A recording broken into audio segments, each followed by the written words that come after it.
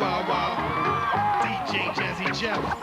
Wicked Wild Wild West. Get wet, desperado, rough rider. No, you don't want nada. None of this. Six gunning this, brother running this. Buffalo soldier look. It's like I told you. Wild Wild West from 1999 is a good example of meaningless art.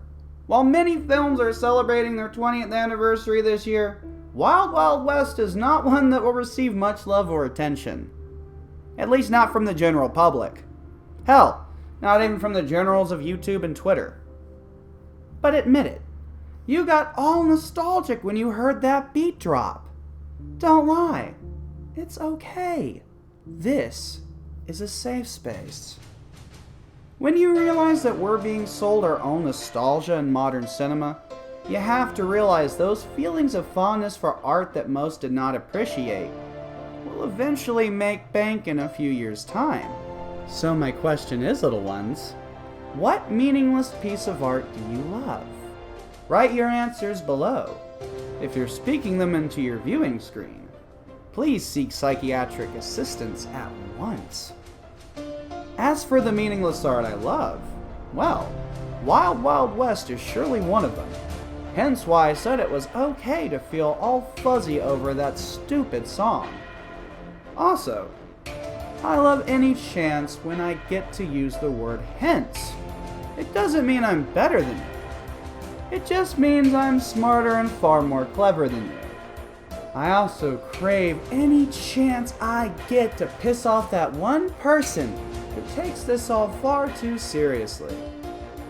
Wild Wild West is by no means a great movie. Yet when you're a kid in the cinema, none of that mattered. All that mattered is that you had fun, you jammed out to cool music, and the smile didn't fade even once the credits did. I grew up hearing many bashing the show my father and I love. It was either too stupid, too cruel, too vulgar, or it just went over their heads. Any one of us could say the same thing about a show that has a special place in our hearts. The truth is, none of the art we're discussing, or you're mentioning in the comments below, is meaningless. Except for LaQuisha. If that movie has meaning to you, we need to have a little chat, you and I. And by little chat, I mean I need to beat some motherfucking sense into your stupid fucking brain. Because that, my friend, is proof that the therapy did not work. And we need to try something a little more extreme. Remember, kids, the person who beats that ass is the person who truly cares for that ass. Where was I? Oh, right! Most art has meaning to someone, and most of all, the art doesn't have to be incredible to have incredible meaning. Maybe the memory of laughing at dumb jokes with your dad is all art has to be. We all have these stories. The time your dad let you watch Carlin with him when you were 9. Oh, I'm the only one? Damn, y'all were deprived of some good educational material. I'm serious about that as well, because being autistic, the exposure to so much humor by my dad at an early age was an invaluable experience. My sense of humor may be demented, but at least I have one.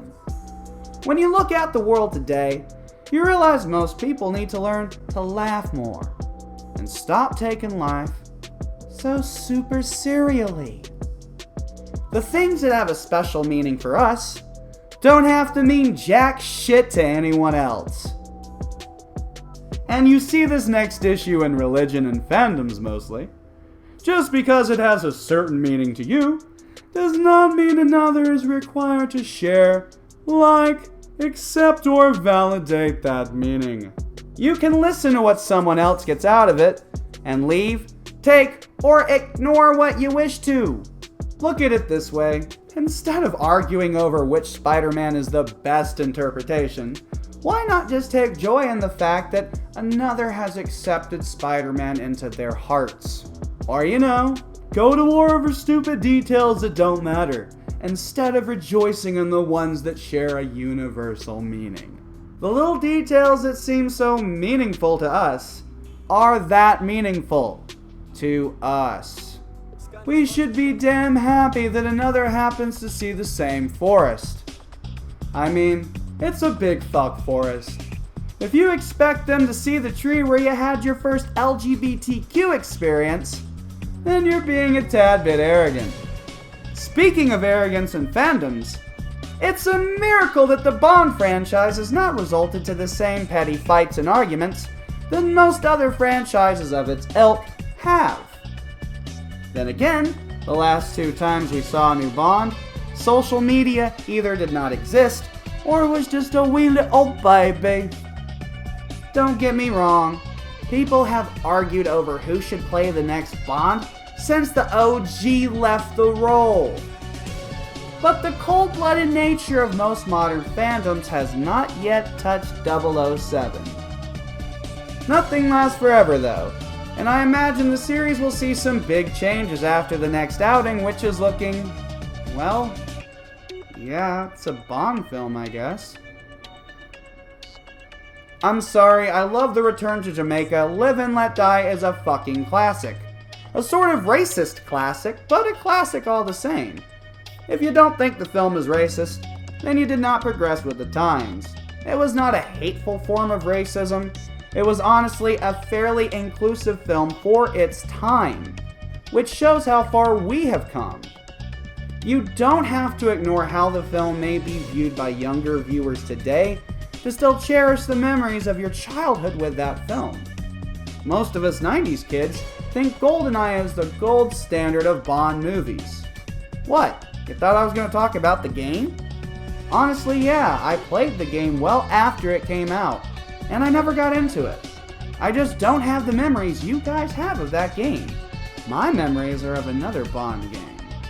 Everything or nothing.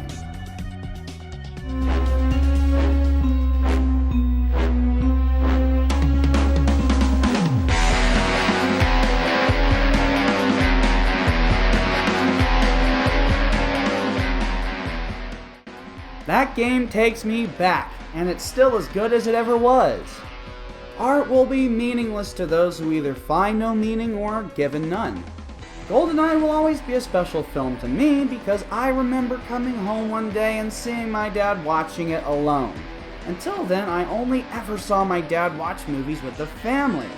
So when I knew he was watching something just for him, I thought, whoa, this has to be a badass flick. We all have similar stories. Well, unless you never had a dad, in which case, damn. Cheap jokes aside, we all have stories, and you should not let another person's story make you feel insecure about your own. I would have thought that would have been a universally accepted fact, but judging by most modern Christians, it seems to be the one universally ignored truth. Shit. That was gonna be a total downer of an ending. We need something to lift these people up, damn it. I know! A song by a wickedly talented and shamefully underrated musician, who I have no legal ties to, other than the ones he made in my soul. Don't be creeped out, Scott. Just let it happen. Remember the summer of '99. There's so many things that I never said to you. If I had a way to turn back time, well, I never said that you had to be untrue. Where will we go? What will we do? Just me and you. Where will we drive? Taking a ride? Just you and I.